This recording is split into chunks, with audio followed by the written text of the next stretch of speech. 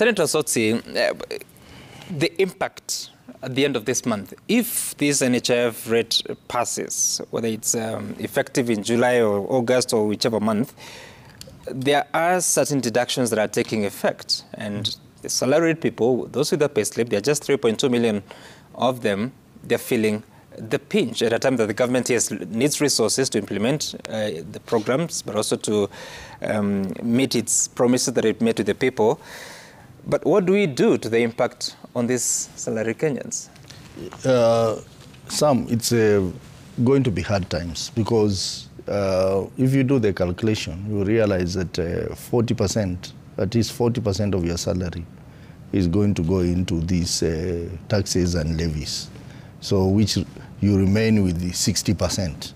And you know, 60%, most Kenyans are borrowed, they have loans. The cost of loans are going to go up. Central Bank yesterday increased the basic lending rate by 1%. And the basic lending rate has now gone beyond single digit. It's now about 10.4%.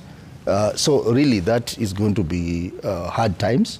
And I want also to support what Honorable Nyonka is saying, is that yes, increase may be justifiable, but have you reformed the NHIF?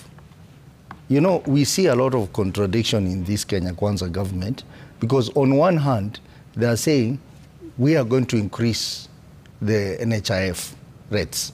On the other hand, I saw the Cabinet Secretary for Health coming out to say, we have cartels in NHIF, and we are going to remove those cartels. So are you telling us from 1st of July, we start paying money to cartels? I can understand the thinking, economic thinking of Kenya Kwanza. Their thinking is that they want to build up domestic resources for domestic borrowing.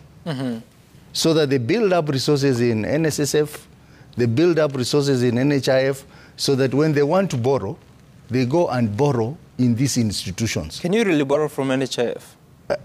You can't. Well, I have listened. If you listen to them talking in the past, you listen to them saying that we do not want to go and get external loans. We want to get loans locally. We want to have a saving culture. We want to build up a saving fund in this country. Their thinking is that they can build up resources where they can borrow. And I want to tell you, Sam, that domestic borrowing is not good for the economy.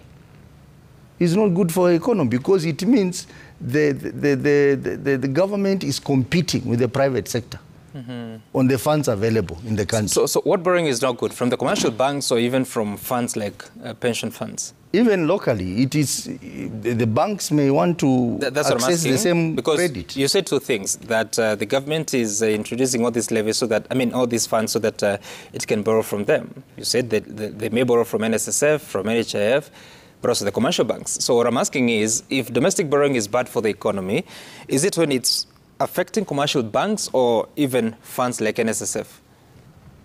You know, commercial banks may also have access to this.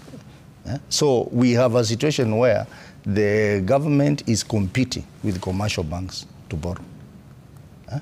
So that an economist will tell you that is not good for an economy. And that is why we will end up having higher inflation rates going up. So when you look at the finance bill, you see a scenario where someone wants to get as much money as possible so that he can create a pool of resources to do what they call development. But what is the effect? What is the multiplier effect on the economy? I think that is what has to be analyzed. Because again, when you say that we are going to tax salaried people more so that to support the poor, remember these salaried people have dependents who are poor down there. So if you put me in a situation where you are overtaxing me and I have dependents, how well am I going to help those dependents down there? So we have to look at these things holistically and see the economic effect or the social effect Okay. on the people of Kenya.